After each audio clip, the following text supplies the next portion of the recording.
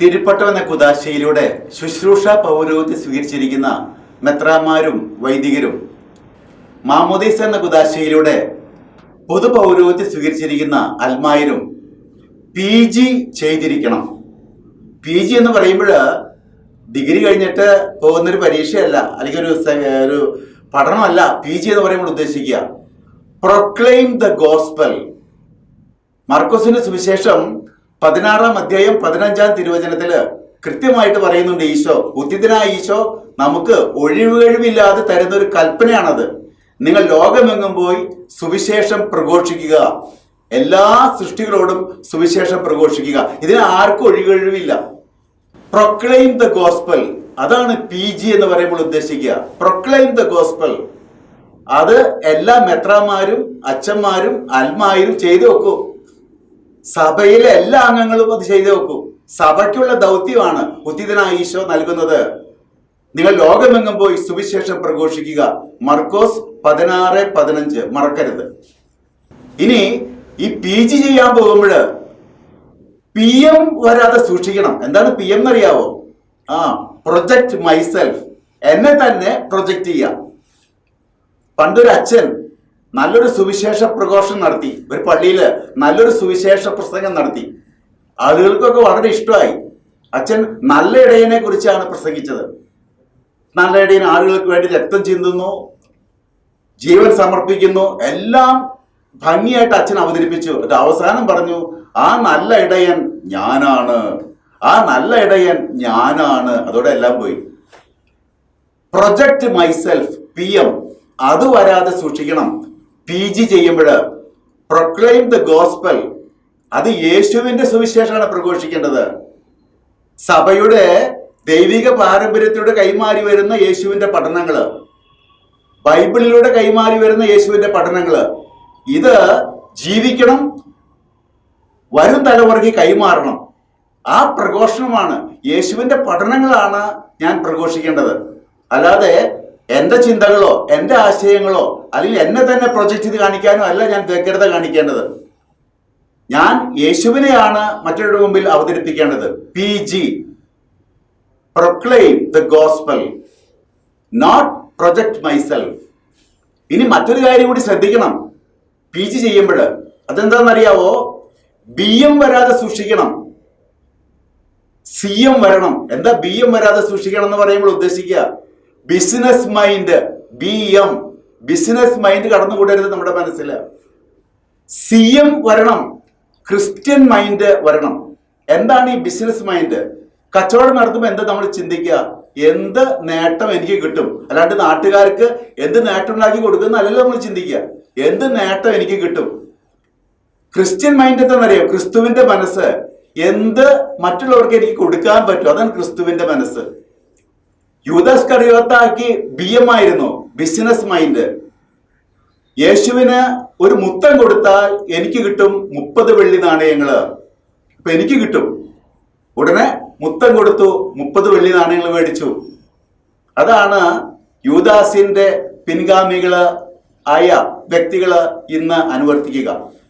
പക്ഷേ ഈശോയുടെ Christian mind ഉണ്ടെങ്കിൽ എന്തെനിക്ക് കൊടുക്കാൻ പറ്റും, അതാണ് ഈശോയുടെ ചിന്ത. കുരുടന്മാർക്ക് കാഴ്ച കൊടുത്തു, മുടന്തന്മാർക്ക് സൗഖ്യം കൊടുത്തു, തളർവാദ രോഗിയെ സുഖപ്പെടുത്തി, വിശക്കുന്നവർക്ക് 5 അപ്പം പെരുപ്പിച്ച് അപ്പം ഭക്ഷിക്കാൻ കൊടുത്തു, മരിച്ച പെൺകുട്ടിക്ക് ജീവൻ കൊടുത്തു, മരിച്ച യുവാവിന് ജീവൻ കൊടുത്തു, മരിച്ച ലാസറിന് ജീവൻ കൊടുത്തു.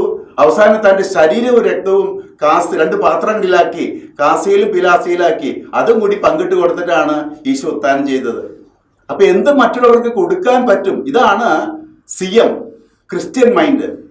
PG ചെയ്യുന്ന നമുക്ക്, ഗോസ്പൽ പ്രൊക്ലെയിം ചെയ്യുന്ന, സുവിശേഷം പ്രഘോഷിക്കുന്ന നമുക്കുണ്ടായിരിക്കേണ്ട മനോഭാവം ഈ CM മനോഭാവമാണ്. എന്ത് മറ്റുള്ളവർക്ക് കൊടുക്കാൻ സാധിക്കും, അല്ലാതെ BM മനോഭാവമല്ല, ബിസിനസ് മൈൻഡ് അല്ല. എന്തെനിക്ക് നേട്ടം കിട്ടുന്നുള്ളതല്ല, എന്തെനിക്ക് മറ്റൊരു കൊടുക്കാൻ സാധിക്കും. അതുപോലെ തന്നെ നമുക്ക് വേണ്ടത് H2O ടെൻഡൻസിയാണ്. H2O എന്ന് പറഞ്ഞാൽ വെള്ളത്തിന്റെ കെമിക്കൽ ഫോർമുല നമുക്കറിയാമെങ്കിൽ ഞാൻ ഇവിടെ ഉദ്ദേശിക്കുന്നത് അതല്ല. Helping hand to others. 24 മണിക്കൂറും ജാതിയും മതവും നോക്കാതെ നമ്മൾ സ്വർഗസ്ഥനായ പിതാവ് എന്ന് വിളിച്ച് പ്രാർത്ഥിക്കുന്നവരാ. അപ്പ എന്ന് വിളിക്കുമ്പോൾ ഇവിടെയുള്ള എല്ലാവരും നമ്മുടെ ജാതി മതം നോക്കാതെ എല്ലാവരും നമ്മുടെ സഹോദരങ്ങളാണെന്നുള്ള ആ ചിന്തയാണ് നമ്മുടെ മനസ്സിൽ. അപ്പ എന്ന് വിളിക്കുമ്പോൾ ദൈവത്തെ, എല്ലാം സൃഷ്ടിച്ച ദൈവത്തെ അപ്പ എന്ന് വിളിക്കുന്നു. അപ്പൊ എല്ലാവരും നമ്മുടെ സഹോദരങ്ങളാണെങ്കിൽ അവർക്ക് ഹെൽപ്പിംഗ് ഹാൻഡായിട്ട് മാറാൻ വേണ്ടിയിട്ടാണ് നമ്മൾ ഈ കർത്താവിന് വേണ്ടി ഈ സുവിശേഷ പ്രഘോഷണം നടക്കുന്നത്. നമ്മൾ വചനപ്രഘോഷത്തെ കുറിച്ച് പറയുമ്പോൾ രണ്ട് തലമുണ്ട്. ഒന്ന് പ്രാർത്ഥന, ഒന്ന് പ്രവർത്തനം. ഈ പ്രാർത്ഥന എന്ന് പറയുമ്പോൾ മാതാവിനോട് ചേർന്ന് പ്രാർത്ഥിക്കണം. ലൂക്ക 1:37 പറയുന്നില്ലേ, ദൈവത്തിന് അസാധ്യമായത് ഒന്നുമില്ല, ഇതാ കർത്താവിന്റെ ദാസി. അതാണ് നമ്മുടെ ആറ്റിറ്റ്യൂഡ് ആയിരിക്കേണ്ടത്. ഇതാ കർത്താവിന്റെ ദാസൻ. അതുപോലെ തന്നെ ഗെത്സമനിലെ കർത്താവിന്റെ അരികിൽ ആ പാറയമ കയ്യിൽ മുട്ടൊക്കെ കുത്തിന്ന് പ്രാർത്ഥിക്കണം. എന്റെ ഇഷ്ടമല്ല അങ്ങയുടെ ഇഷ്ടം നിറവേറട്ടെ. പ്രാർത്ഥന ശൈലി അതേ ആയിരിക്കണം. മാതാവിനോട് ചേർന്ന് ഈശോയോട് ചേർന്ന് പ്രാർത്ഥിക്കണം. ഇനി പ്രാർത്ഥന രണ്ട് വിധമുണ്ട്. ഒന്ന് ചുണ്ടുകൊണ്ടുള്ള പ്രാർത്ഥന, രണ്ട് ചെവി കൊണ്ടുള്ള പ്രാർത്ഥന. ചുണ്ടുകൊണ്ട് പ്രാർത്ഥിക്കുമ്പോൾ എനിക്ക് വേണ്ടി മാധ്യസ്ഥനെ അയച്ച് പ്രാർത്ഥിക്കണം, മറ്റുള്ളവർക്ക് വേണ്ടി മാധ്യസ്ഥനെ അയച്ച് പ്രാർത്ഥിക്കണം. ഇനി വേറെ ഈ പ്രാർത്ഥന രീതി ഉണ്ടല്ലോ, എപ്പോഴും നന്ദി പറഞ്ഞുകൊണ്ട് പ്രാർത്ഥിക്കണം ദൈവത്തിന്. 1 തെസ്സലോനിയൻസ് 5:17 പറയുന്നുണ്ടല്ലോ, ഇടവിടാതെ പ്രാർത്ഥിക്കുക, എപ്പോഴും സന്തോഷത്തോടെ ആയിരിക്കുക. നന്ദി പറഞ്ഞുകൊണ്ട് പ്രാർത്ഥിക്കുക, ദൈവത്തിന് സ്തുതിയും ആരാധനയും സമർപ്പിക്കുക. അതൊക്കെ ചുണ്ടുകൊണ്ടുള്ള പ്രാർത്ഥനയാണ്. ഇനി ചെവി കൊണ്ടുള്ള പ്രാർത്ഥനയാണ് വചനം ശ്രവിക്കുക. അത് ദൈവം എന്നോട് സംസാരിക്കുകയാണ്. ഇവിടെ ഞാൻ ദൈവത്തോട് സംസാരിക്കുകയാണ്. രണ്ട് രീതിയിലുള്ള സംസാരമാണ് പ്രാർത്ഥന എന്ന് പറയുന്നത്. ചുണ്ടുകൊണ്ടുള്ള ദൈവത്തോട് സംസാരിക്കുന്നു, ദൈവം എന്നോട് ചെവിയിലേക്ക് സംസാരിക്കുന്നു വചനം കേൾക്കുമ്പോൾ.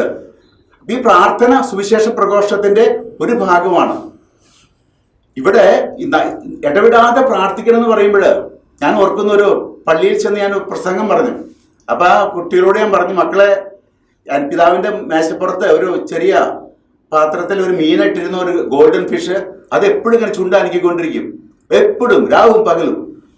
അതുപോലെ ആയിരിക്കണം നമ്മൾ പ്രാർത്ഥിക്കുന്നെന്ന് പറഞ്ഞു. ഞാൻ വൈകിട്ട് വീടുകളിലൊക്കെ സന്ദർശിക്കാൻ ചെന്നപ്പോൾ ഞാൻ ഒരു വീട്ടിൽ കുട്ടികളോട് ചോദിച്ചു, പിതാവ് എന്താണെന്ന് പ്രസംഗത്തിൽ പറഞ്ഞെന്ന് അറിയാവോ? മീൻ്റെ ചുണ്ട് പോലെ എപ്പോഴും പ്രാർത്ഥിച്ചുകൊണ്ടിരിക്കണമെന്ന്. അത് കൊച്ചു ഓർത്തിരിക്കുന്നുണ്ട്. ഇടവിടാതെ പ്രാർത്ഥിക്കണം നമ്മൾ. വചന പ്രഘോഷത്തിന്റെ ഏറ്റവും പ്രധാനപ്പെട്ട കാര്യം അതാണ് നമുക്ക് ശക്തി പകരുക. ഇനി രണ്ടാമത്തെ ഭാഗമാണ് പ്രവർത്തനം. ആ പ്രവർത്തനം രണ്ട് രീതിയിലാണ്. ഒന്ന്, കാതുകളിലേക്ക് സുവിശേഷം പ്രഘോഷിക്കണം, ചെവിയിലേക്ക് പ്രഘോഷിക്കണം. രണ്ട്, കണ്ണിലേക്ക് സുവിശേഷം പ്രഘോഷിക്കണം, മറ്റുള്ളവരുടെ കണ്ണുകളിലേക്ക്. എങ്ങനെയാണ് കാതുകളിലേക്ക് സുവിശേഷം പ്രഘോഷിക്കുക, അല്ലെങ്കിൽ ചെവിയിലേക്ക് സുവിശേഷം പ്രഘോഷിക്കുക? നമുക്കറിയാം, സഭയുടെ ദൗത്യതാണ് പഠിപ്പിക്കുക, വിശുദ്ധീകരിക്കുക, നയിക്കുക. മറക്കരുത്, പഠിപ്പിക്കുക, വിശുദ്ധീകരിക്കുക, നയിക്കുക. യേശുവിന്റെ പഠനങ്ങള്, എന്റെ പഠനങ്ങളല്ല, യേശുവിന്റെ പഠനങ്ങള്, സഭയുടെ ദൈവിക പാരമ്പര്യത്തിലൂടെ കൈമാറി വരുന്ന യേശുവിന്റെ പഠനങ്ങള്, സുവിശേഷം ബൈബിളിലൂടെ കൈമാറി വരുന്ന യേശുവിന്റെ പഠനങ്ങള്, അത് പഠിപ്പിക്കാൻ കടപ്പെട്ടവനാണ് ഞാൻ. മറ്റുള്ള കാതുകളിലേക്ക് അത് എത്തിക്കണം. അതുപോലെ വിശുദ്ധീകരിക്കുക, എന്നെ തന്നെ കുദാശകളിലൂടെ വിശുദ്ധീകരിക്കണം, മറ്റുള്ളവരെ കുദാശകളിലൂടെ വിശുദ്ധീകരിക്കണം. പോരാ, ഇനി നയിക്കണം, യേശുവിലേക്ക് നയിക്കണം. എന്നിലേക്ക് നയിക്കരുത്, മറ്റുള്ളവരിലേക്ക് നയിക്കരുത്. ആളുകളെ യേശുവിലേക്ക് നയിക്കണം. അവിടെ രണ്ടു കാര്യം ശ്രദ്ധിക്കണം. യേശുവിലേക്ക് നയിക്കുമ്പോൾ സഭയോടൊത്ത് നയിച്ചെങ്കിലാണ് യേശുവിലേക്ക് എത്തുള്ളൂ, അല്ലെങ്കിൽ വേറെ ഒരിടത്തേക്കാണ് എത്തുക. അപ്പോൾ പഠിപ്പിക്കുക, വിശുദ്ധീകരിക്കുക, നയിക്കുക. കാതുകളിലേക്ക് പഠിപ്പിക്കണം. ഇനി കണ്ണുകളിലേക്ക് എങ്ങനെയാണ് സുവിശേഷം പ്രഘോഷിക്കുക? കണ്ണുകളിലേക്ക് സുവിശേഷം പ്രഘോഷിക്കുന്നത്, ഞാനൊരു കാര്യം പറയാം. ദൈവം അന്ത്യവിധി നാളില് നമ്മോടൊക്കെ ചില ചോദ്യങ്ങൾ ചോദിക്കാൻ പോകുന്നുണ്ട്. ആ ചോദ്യ പേപ്പർ ഈശോ സൂത്രത്തില് നമുക്ക് വെളിപ്പെടുത്തി തന്നിട്ടുണ്ട്. മത്തായിയുടെ സുവിശേഷം 25-ാം അധ്യായത്തില് 35 മുതൽ 40 വരെയുള്ള തിരുവചന ഭാഗത്ത് അത് വെളിപ്പെടുത്തി തന്നിരിക്കുന്നത്. എന്താ ചോദ്യങ്ങൾ എന്നറിയാവോ? 40-ാം തിരുവചനം പറയുന്നു, ഈ എളിയവരിൽ ഒരുവന് ചെയ്തപ്പോൾ എനിക്ക് തന്നെയാണ് ചെയ്തതെന്ന് പറഞ്ഞിട്ട് ചോദ്യങ്ങൾ മുമ്പിൽ കൊടുത്തിട്ടുണ്ട്. 6 ചോദ്യങ്ങളാ, 10 മാർക്ക്. 60-ലാണ് ഫുള്ള്. 30 കിട്ടിയ പാസ്സാവും, അതിൽ താഴെ പോയാൽ തോൽക്കും. ഒന്നാമത്തെ ചോദ്യം, എനിക്ക് വിശന്നു, നിങ്ങൾ എനിക്ക് ഭക്ഷിക്കാൻ തന്നോ? എനിക്ക് ദാഹിച്ചു, നിങ്ങൾ എനിക്ക് കുടിക്കാൻ തന്നോ? ഞാൻ നഗ്നനായിരുന്നു, നിങ്ങൾ എന്നെ ഉടുപ്പിച്ചോ? ഞാൻ രോഗിയായിരുന്നു, നിങ്ങൾ എന്നെ സന്ദർശിച്ചോ? ഞാൻ കാരാഗ്രഹത്തിലായിരുന്നു, നിങ്ങൾ എൻ്റെ അടുത്ത് വന്നോ? ഞാൻ പരദേശിയായിരുന്നു, നിങ്ങൾ എന്നെ സ്വീകരിച്ചോ? 6 ചോദ്യങ്ങള്, 10 മാർക്ക്, 60 മാർക്ക്. 30 കിട്ടിയാൽ ജയിക്കും, സ്വർഗത്തിൽ പോവാം. താഴെ പോയാൽ തോൽക്കും, നരകത്തിൽ പോവാം. അന്ത്യവിധിവാചകം, ആ ചോദ്യപേപ്പർ ഈശോയാണ് നമുക്ക് ചോർത്തി തന്നിരിക്കുന്നത്. അത് കണ്ടുപിടിക്കുന്നവൻ ഭാഗ്യവാൻ, അതനുസരിച്ച് ജീവിച്ച് പരീക്ഷയ്ക്ക് നന്നായിട്ട് ഉത്തരം എഴുതുന്നവൻ ഭാഗ്യവാൻ. ഇതാണ് കണ്ണുകളിലേക്കുള്ള സുവിശേഷ പ്രഘോഷണം. നമ്മള് ലൂക്കായുടെ സുവിശേഷം 10-ാം അധ്യായം 25-37 തിരുവചനങ്ങൾ നോക്കുമ്പോൾ നമുക്കറിയാം, നല്ല ശമരായ രൂപം അരുളി ചെയ്തുകൊണ്ട് നീ നിന്റെ അയൽക്കാരനെ സ്നേഹിക്കാന്ന് പറഞ്ഞിട്ട് അവസാനം പറയുന്നുണ്ട്, നീയും പോയി അതുപോലെ ചെയ്യുക. അവശനെ എടുത്ത് മരുന്ന് വെച്ച് കെട്ടി കൊടുത്ത് കഴുതപ്പുറത്ത് കയറ്റി സത്രത്തിൽ കൊണ്ടുവന്നാക്കില്ല. അതാണ് സുവിശേഷ വേല, കണ്ണുകളിലേക്കുള്ള സുവിശേഷ പ്രഘോഷണം. അത് മറ്റുള്ളവർ കാണുമ്പോൾ അവർ മനസ്സിലാക്കും, ഈശോ പറഞ്ഞ് ഇതൊക്കെയാണ് അല്ലേ എന്ന് മനസ്സിലാക്കും. കണ്ണുകളിലേക്കുള്ള സുവിശേഷ പ്രഘോഷണം, മറ്റേത് കാതുകളിലേക്കുള്ള സുവിശേഷ പ്രഘോഷണം. അപ്പൊ നമ്മള് അന്ത്യവിധിവാചകം ചോദ്യപേപ്പർ മുൻകൂട്ടി കിട്ടി, അത് ഈശോ ചോർത്തി തന്നു, അതനുസരിച്ച് ജീവിതം ക്രമപ്പെടുത്തുമ്പോഴാണ് കണ്ണുകളിലേക്ക് സുവിശേഷ പ്രഘോഷണം നടത്താൻ നമുക്ക് സാധിക്കുക.